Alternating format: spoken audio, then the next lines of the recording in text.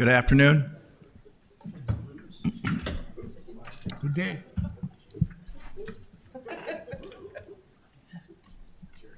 Wants to start on time. 3:30, and we'll call the March 27th, 2025 Metro Flood Diversion Authority Board meeting to order. First item will be a roll call of the members. Don? Mayor Carlson. Here. Mayor Dardis. Here. Mayor Mahoney. Here. Mr. Breitling. Yes. Mr. Hendrickson. Here. Mr. Pepcorn. Here. Mr. Ebbinger. Here. Ms. Kolpak is in Bismarck. Mr. Campbell. Mr. Capitan. Mr. Grimberg. Here. Mr. Steen. Here. And Ms. Morgan. Here. Quorum is present. Thank you, Don. Next, it accepted a motion to approve the minutes from February 6th. So move. Second. Moved and seconded. Discussion? Hearing none, all those in favor signify by saying aye. Aye. Aye. Motion passes. Item 3, accept a motion to approve the minutes from February 27th. Move to approve. Second. Discussion? Hearing none, all those in favor signify by saying aye. Aye. Motion Aye. carries. Next, approve order of the agenda. Is there a motion? I would move to approve the agenda as presented. Second. Discussion? Hearing none, all those in favor signify by saying aye. Aye. Aye. Aye. Motion carries. Thank you. Next will be consent agenda. Are there questions or not? We accept a motion to approve the consent agenda. So moved. Second. Moved and seconded. Discussion? Hearing none, we'll have Don take the roll. Mayor Carlson. Yes. Mayor Dardis. Yes. Mayor Mahoney. Yes. Mr. Breitling. Yes. Mr. Hendrickson. Yes. Mr. Pepcorn. Aye. Mr. Ebbinger. Aye. Mr. Capitan. Yes. Mr. Grimberg. Aye. Mr. Steen. Yes. And Ms. Morgan. Yes. That is everyone. Item 6, Executive Director update. Mr. Benson. All right, thank you, Mr. Chair, board members. Before I get into the Minnesota funding update, did want to provide a couple other updates. First, our Diversion Authority made our first payment to RRVA for the construction that's been going on. This was an important milestone this week as we made that first payment for the completion of buildable units. There was a payment for $14.4 million, which is paid for the shoe flies, which is also known as a bypass for the railroad around the construction site. There's 4 different shoe flies for the 3 different crossings, and again, roughly $14.4 million. And as a reminder, the way the P3 payment process is, it's much different than a typical road project that we see on the city, county, and interstate systems around our neighborhoods and communities. You know, in a typical road project, it's on a pay unit basis. There's a payment bond that's included to help cover that financial risk for it. And then as the road project or bridge project's getting completed, typically the contractors gets paid for those pay units, square yards of gravel, square yards of concrete, yards of asphalt, those types of things as it's constructed. So maybe after a week of paving, they get paid so much for so many square yards of concrete paving. For the P3, it's a much different process. So it's based on milestone payments as buildable units are completed. Our 2025 cash budget has about $233 million in these payments that we're projecting. This includes anticipated payments for over 25 pay units, including drainage inlets, channel segments, and bridges. And you know, with the P3 model, with these milestone payments for the buildable units, the contractor doesn't provide a performance bond, and we have a checklist of requirements. So as the project buildable unit is being completed and they go through that checklist and it's complete as a buildable unit, then we pay them for that full complete buildable unit. So again, just a little bit of update, you know, but want to recognize this is a big point that we've made those first payments for the buildable units to our RVA. Next, We are planning a meeting down in Horace in mid-April on the Cass County 16 and 17 construction work. So that's the intersection where there'll be a new roundabout constructed just south of where the bridge on the diversion channel adjacent to the inlet structure. So because of the amount of work and effort and road closures and detours, we're going to meet with the Sheriff's Department, EMS, fire, and other agencies to make sure everybody's clear, so that if there is an emergency fire, those types of events out in that rural part of Cass County, everybody knows where those detours are. And then finally, Minnesota funding update and committee. But it's made a great effort here over the last month and a half from our St. Paul Day at the Capitol back in February up to last Thursday, where Mayor Carlson and Commissioner Mojo were testifying in front of the Minnesota House Committee on House Bill HF 2224. And that bill is sponsored by Representative Joy with bipartisan support from Representative Keeler. And there's a companion bill in the Senate that's sponsored by Senator Kupek. So great to have bipartisan support. It's a $60 million bill with $16 million for the Moorhead lift stations and $44 million for the Clay County projects, some different road projects, as well as for Buffalo Red Watershed on improvement projects for Wolverton, Georgetown, and Comstock. And a couple of things that I think we heard that the committee in the House was had a lot of support for is the fact that a lot of entities are coming together to request this. It's not just one city, one county. It's the city, the county, the watershed district, as well as the fact that these projects do have their own independent importance to those communities. They serve as mitigation and part of the requirements for permitting for the large diversion project for what we're doing, but they have independent utility for protecting the city of Georgetown, Comstock, and Wolverton. With that, that's my report. Open to any questions. Questions? Thank you, sir. All right, thank you. Mr. Shockley?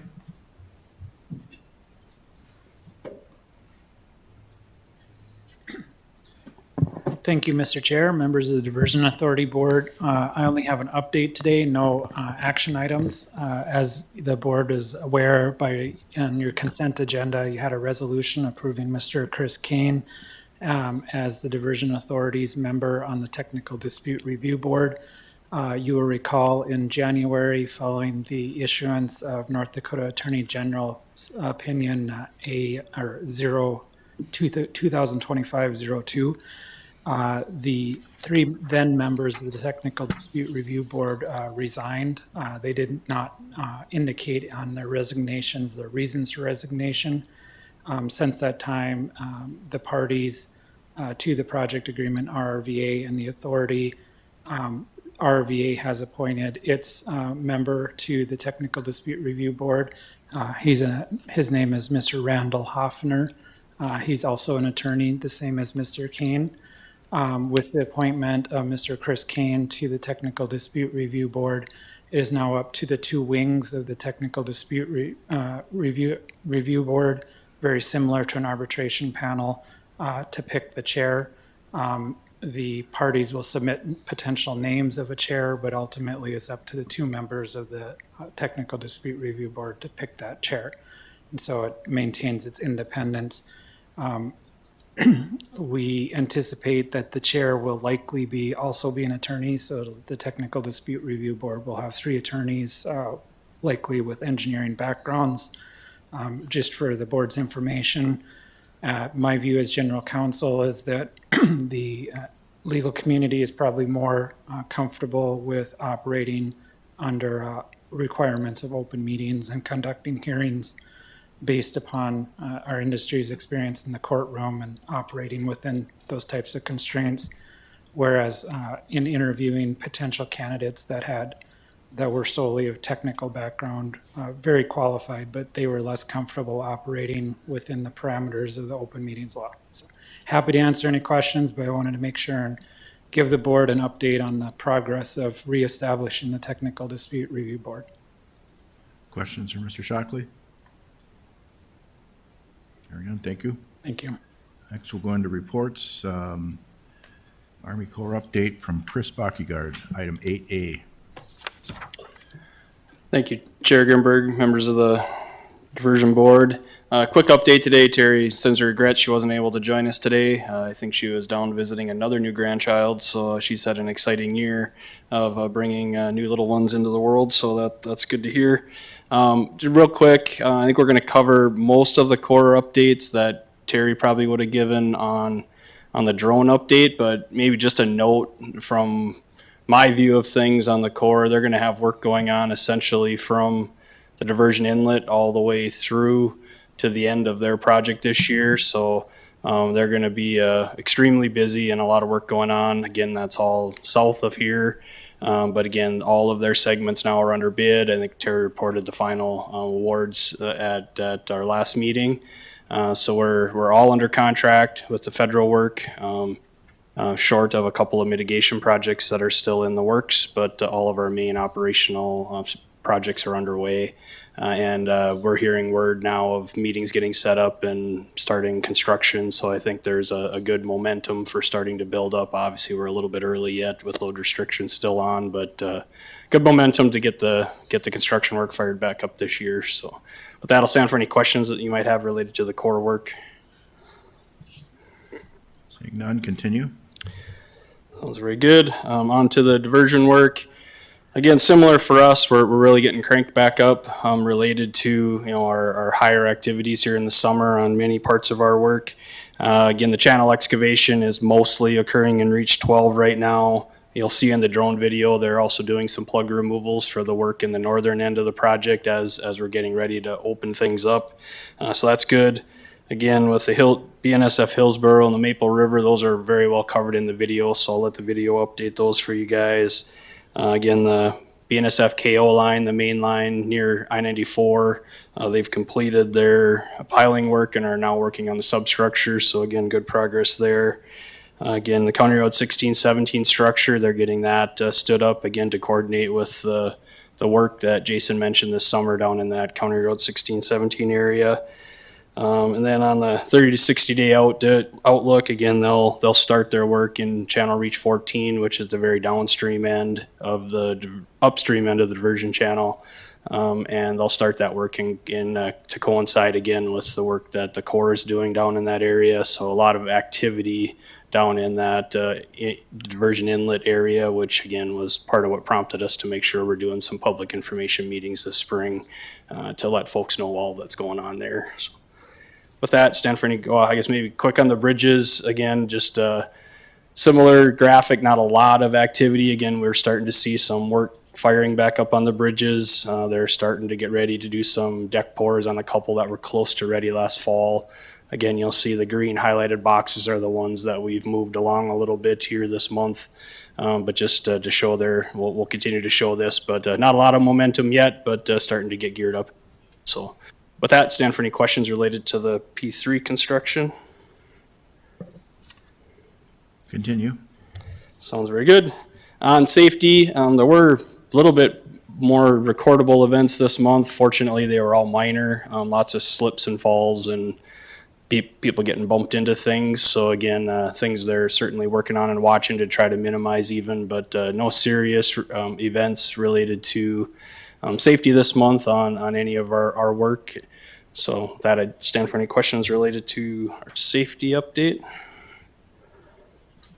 Hearing none, 8D.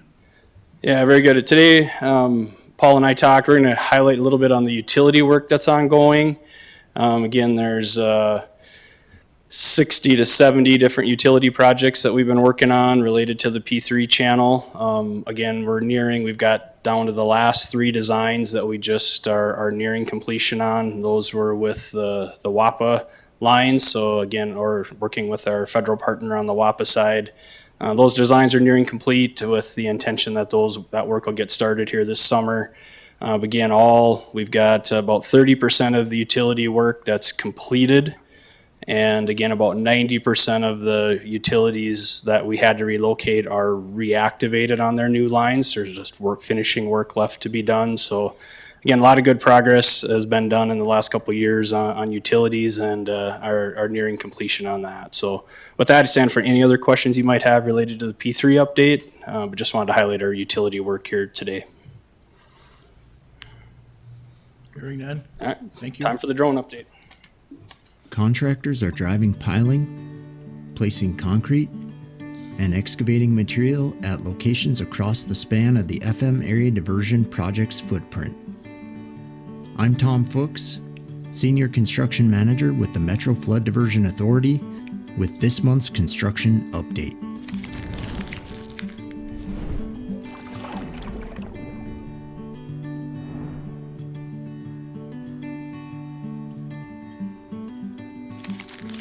North and west of the FM Metro, significant work is underway at the Maple River Aqueduct, one of 2 heated aqueducts that will route rivers over the stormwater diversion channel.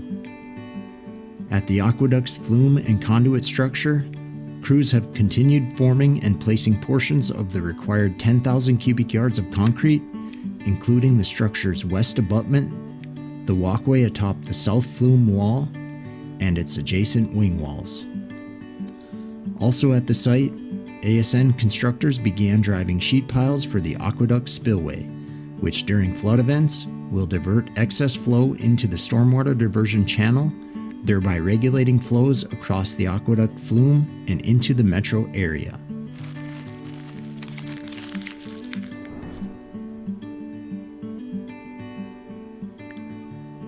Nearby, work is progressing on the Raymond Township Section 27 drain inlet. Here we can see concrete pipes have been installed and are now getting backfilled. Work will continue with construction of concrete headwalls at both the up and downstream ends of the inlet, one of 15 river and drain inlets to be constructed as part of the stormwater diversion channel.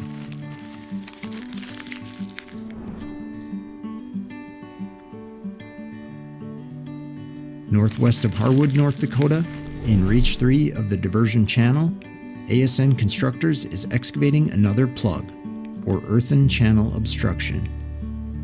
The new County Road 32 crossings opening to traffic late last year makes way for removal of existing County Road 32 and for excavation of the diversion channel itself. Once completed, excavation in this area will connect completed channel segments both up and downstream.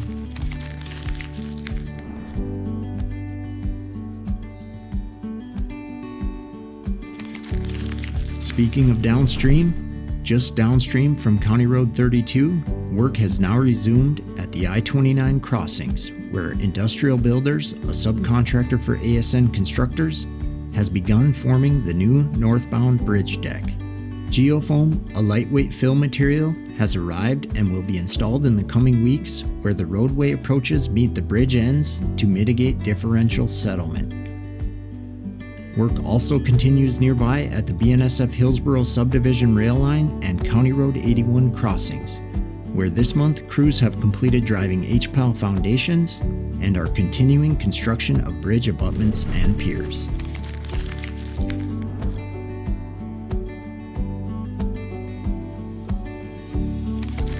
With the placement of the third and final radial arm gate at the Red River structure this month, all 8 control structure gates are now in place, marking a major milestone. The Corps of Engineers contractor also continues to work on driving piling as well as placing concrete on portions of the structure's upstream apron and flood walls extending east and west. Our drone view also captures false work and decking now underway at spans 1 and 2 of both the mechanical platform and vehicle service bridges atop the control structure. For more updates and to meet people working on the FM Area Diversion Project, subscribe to our newsletter, The Diversion Current.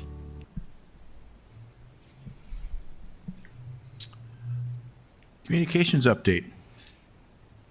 Amy? Good afternoon, Mr. Chair and members of the board. It was a little quieter month for us for media relations. We sent out the February construction update and had some inquiries on the differences between permitting in North Dakota and Minnesota, and you'll see that coverage in the board bulletin later today if you haven't already. We also supported the Washington, D.C. visit with some of the collateral materials, and again, produced the newsletter and focused on Women in Construction Week. That didn't perform quite as well as some of our other newsletters, but we're taking a look at timing and things like that as we go forward with the next one. And that's all I have for you today. Questions? Thank you, Amy. Item 10, land management update, Eric Dodds. Good afternoon, board members. Jody is unavailable to be here today. She's tied up at a hearing in Bismarck, so you get me. Page 182 of the packet starts with the maps. You're probably familiar with these. Just a reminder, green is good. That indicates we've acquired everything we need on those parcels. The orange color means we're in eminent domain, so you see quite a few of those as well, unfortunately, in Richland and Wilkin County. The next page summarizes overall progress on the construction footprint.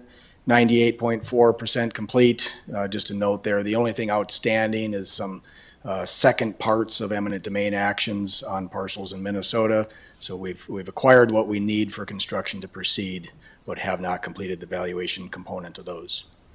On the right-hand side, UMA footprint, we're getting closer to 60% complete. We had 6 parcels that closed in the last month, so we're inching forward on that side. This slide here just provides a little bit more detail. I think I'll maybe just skip over that. Peggy, if you could go to 186, thank you. The key activities, our teams continue to try to negotiate and reach a settlement when we even have eminent domains that have been filed. Jody and legal team have been working hard on that, and we've reached a number of agreements for those that have been in eminent domain. As I noted, we have closed on 6 parcels in the last month. We are continuing to work on a few appraisal reports for flowage easements in Christine, as well as a small road project around Horace. A number of parcels are moving through the excess land process. 39 of them have been deemed as excess. 8 of those are still working their way through the policy, and 31 have either closed or are pending closing. With farming season closing in on us, we have started staking some of the farmable areas just to clearly delineate where planting should occur and avoid construction areas. And then we continue to work on vacate notices for a few of the occupied parcels in Minnesota. The last page here is just a summary of some of our land agent activities. As you may recall, we've got a fleet of land agents who are out meeting with property owners. Much of their work has been recently been focused on supporting relocation services for people that are being displaced, helping with final walkthroughs, processing any RIMP reimbursements, assisting Jody and the legal team with mediations and settlement support, and a variety of other activities that you can see there on the bullet points. With that, stand for any questions. Questions for Eric? Thank you. Mayor Dardis, number 11, finance update. Thank you, Mr. Chairman. Finance Committee met yesterday. There were, this reporting period, there was $1,344,567 worth of bills that were presented. Our net cash position at the moment is $330,992,481. In addition to that, we've received a report on the sales tax update for 2024, which is now complete because of the reporting times and how it all comes through to us. The designated sales tax for Cass County raised $23,304,035 in 2024, and the City of Fargo sales tax raised $69,824,744 for a total of about just right at $93 million total. That's all I have for a report. If there's anything else that you'd like me to report on, I'd be happy to do that. You will note that in item 11BI, there was a change request for the cash budget amendment. That was for $2 million, and as well as the Houston Moore Group task order. Both of those are connected to the FEMA mapping, and it allows us the ability to hopefully expedite that a little faster because of the transfer of money from 24 to 25, and that's a little over $2 million. Stand for any questions. Questions for Mayor Dardis? To add as well, the FEMA work and the positive discussions last month with officials, moving this up, the timeline is to our benefit as the project nears completion in the coming years. So having FEMA start early is a very positive step for the project.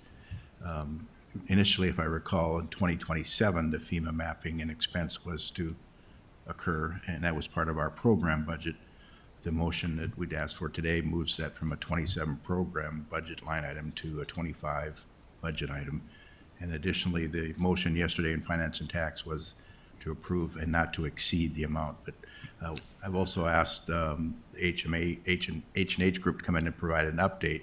This is a very significant step in the project, and I thought it would be worthwhile for the full board to hear kind of an overview of the project and what it means. And Chris, if you're going to do the introductions, I'll turn it over to you. Yeah, sounds good. You guys, thanks, Chair Grimberg, Mayor Dardis. I think you guys did a good job covering the items I would have covered with my presentation. So yeah, I'll hand it over. I've got Greg Thielman with me today, representing the HMG Group, to talk a little bit about the model history and kind of where how the model has developed, and then where we're going with this new task order as far as accelerating the work with FEMA. So thank you all. Welcome, Greg. Good afternoon, Chairman Grinberg and members of the Board of Authority. Thank you for the opportunity to be here today and for considering our request, and also just giving us the opportunity to talk about some of the work we've done on your behalf over the last 16 plus years. So my name is Greg Thielman. I'm the President and CEO of Houston Engineering. Prior to my current role, I was project manager for a lot of the work that we've done under Houston Moore Group. And to start off, I wanted to introduce some of our team members that have spent a good part of the last 16 years working on this project. My counterpart at Moore Engineering is Kevin Buchholz.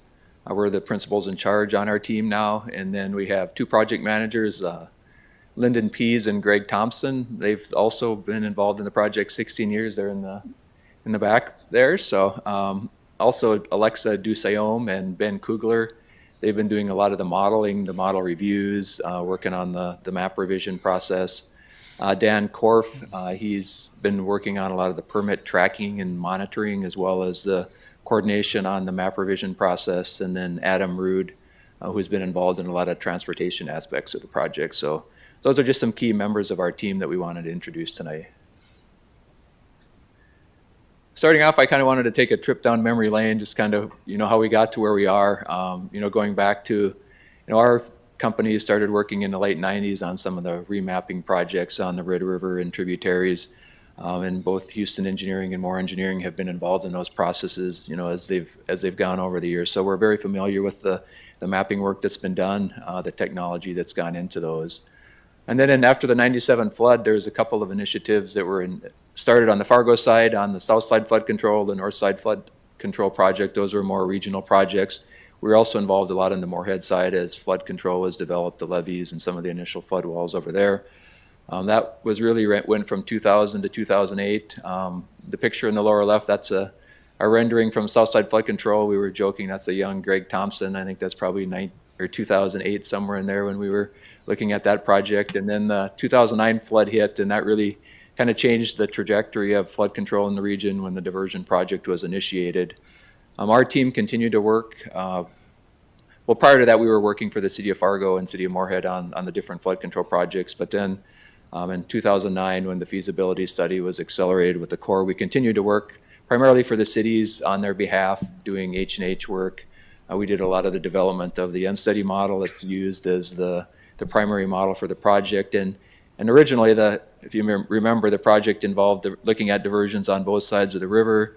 It really was focused on that diversion aspect of it. But then when the unsteady model caught up with the rest of the project, the downstream impacts became known, and then really the staging area component of the project was added in. And our team was, working side by side with the Corps and the local sponsors, was very involved in the development of those solutions. So then in 2012, the Diversion Authority had an RFP out for the selection of the design consultant to work on their behalf. At that time, Mark Bittner talked a lot about how he wanted to see the strongest team of local firms that he could, and we put together Houston Moore Group, brought in a lot of other regional local consultants to help with that effort, and we were fortunate enough to be selected for that work. Then we continue to work with design support through the feasibility studies, developing of the operation plan, and so on.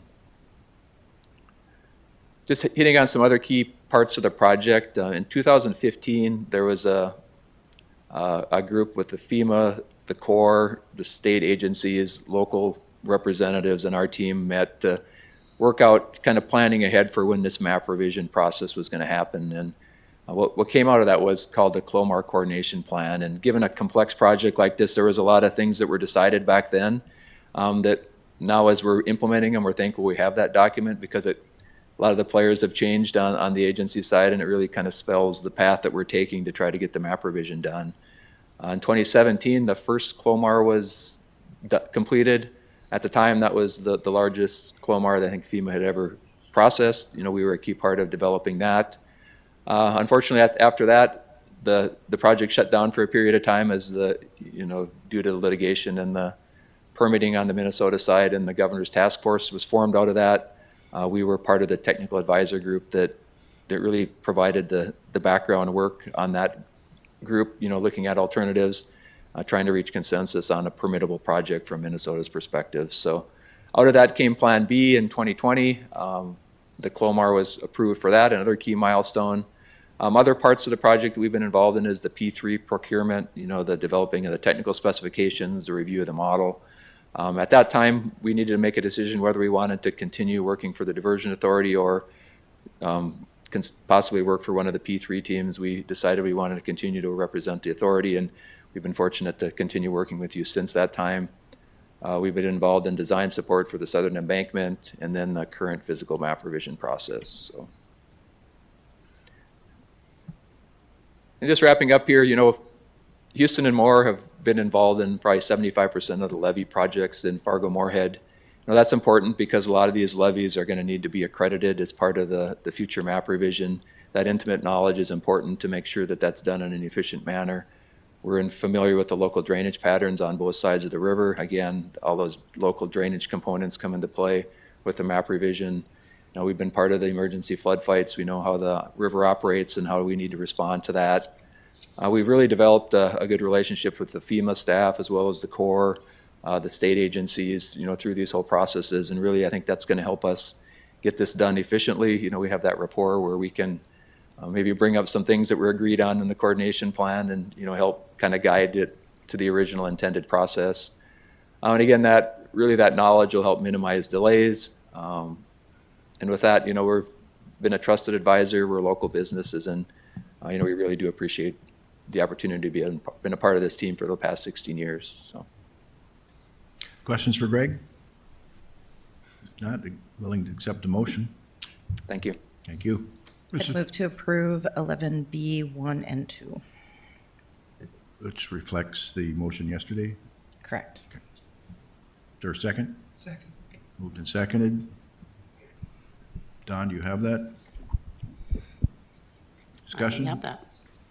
Mr. Chairman, Mayor Dardis? I neglected to mention that if the board passes this today, there will be an amendment to our 2025 cash budget. Will be increasing by 22 million. So thus next month, we'll have a new cash budget final number. Thank you, Mayor Dardis. Other questions? Anybody online? Hearing none, we'll take the roll. Mayor Carlson. Yes. Mayor Dardis. Yes? Mayor Mahoney. Mr. Breitling. Yes. Mr. Hendrickson. Yes. Mr. Pepcorn. Mr. Edlinger. Aye. Mr. Capitan. Yes. Mr. Grimberg. Aye. Mr. Steen. Yes. And Ms. Borgen. Yes. There's everyone. Other business? I have one, and it's as follows. Dear MFDA board members, thank you so very much. Wanted to extend my appreciation and gratitude for the beautiful piece of artwork you gifted to me. It was very unexpected. I am proud and honored to serve on the board with each and every one of you and know together we are making and completing a legacy project we're all proud of. Thank you again, Shelley, or Mayor Carlson. I told you I was going to read it. Any other business? Do you have a comment? No, I wasn't expecting you to read that out loud. You never know what a chairman does. Item 13, next meeting, April 24th, 2025. We are adjourned.